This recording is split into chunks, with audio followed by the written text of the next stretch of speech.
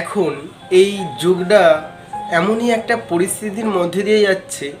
একটা জিনিস আমি শুধু ভাবি, একটা মা তার ছোটবেলায় 4টে সন্তানকে মানুষ করতে পারে, আর সেই 4টে সন্তান বড় হয়ে 4জন মিলে একজনকে দেখে না, পাঠিয়ে দেয় বৃদ্ধাশ্রমে, না হলে ছুঁড়ে ফেলে দেয় রাস্তায়।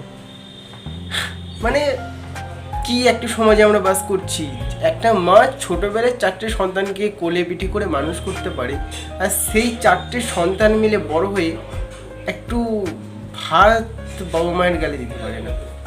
তুমি যে তোমার বাবা মাকে দেখছো না, তোমার সন্তানরাও ছোট থেকে দেখছে যে তাদের দিদা দাদুকে কিভাবে তোমরা দেখছো না। বস, সময় একদিন ঘুরে আপনাদেরও আসে। আর সেই সব ছেলেদের আমি একটা কথাই বলতে চাই, আপনাদেরও তো সন্তান আছে, তাই না? আপনাদের সন্তানরাও দেখছে যে আপনারা আপনার বাবা মায়ের সাথে কীভাবে ব্যবহার করছেন। তো আপনারাও তো বয়স হবে, আপনারও তো বয়স হবেই। কী হবে তখন? ভগবান দেখছেন, ওই একই হাল আপনাদেরও হবে। তাই যতদিন বেঁচে থাকবেন ভালো মানুষ হয়ে ভালো মানুষের সাথে ব্যবহার করুন।